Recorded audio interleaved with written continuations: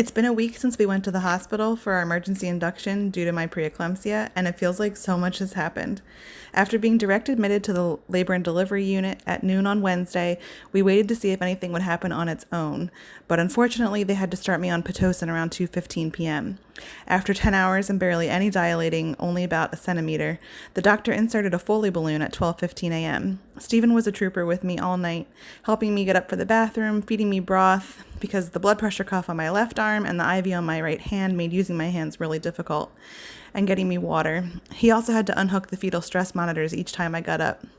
He hadn't had any sleep the night before we went into the hospital because he was supposed to go to work overnight on Wednesday.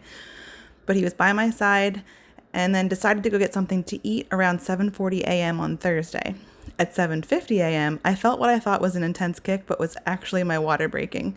Stephen wasn't there, and I didn't have the call bell nearby, so I started yelling for assistance in as calm a tone as I could because, come on, you don't want to alarm anyone.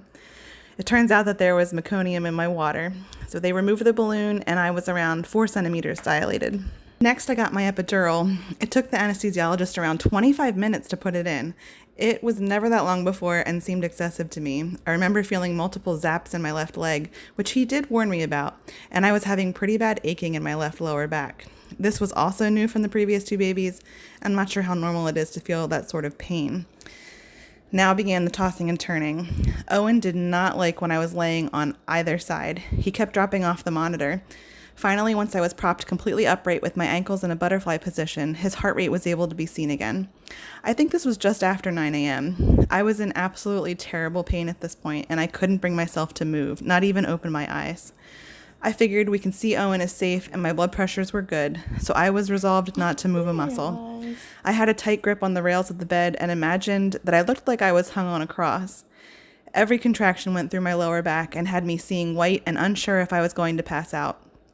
I kept thinking of Jesus on the cross and whenever possible, offered up my pain for the redemption of souls.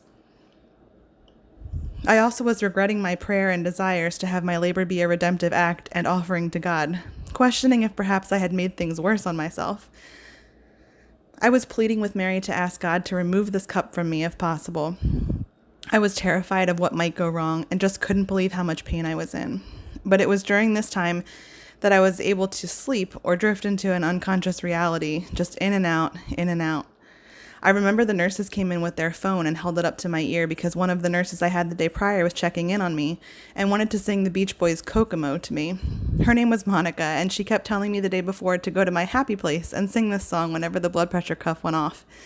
And side note, I think it's interesting that this was her name because I also kept thinking of my Uncle Mike, Brother Augustine, while I was laboring. That's inside Catholic baseball on that anecdote. I could barely muster a moan to let her know that I was there and able to hear her. Finally, I'm assuming around 11 a.m., the nurse checked me again and said it was time to call the OB. At this point, I believe my adrenaline was kicking in, and the epidural had my hips down completely numb. I was still feeling the contractions in my back, but I couldn't feel my legs. The nurses and Stephen had to move them into position for me once the time came. When Dr. Reyna, the OB on duty, arrived, she had me give a trial push, which involved me putting my hands behind my knees and doing a crunch, essentially. She almost immediately said, "Okay, that's enough," and that he was right there and it was time.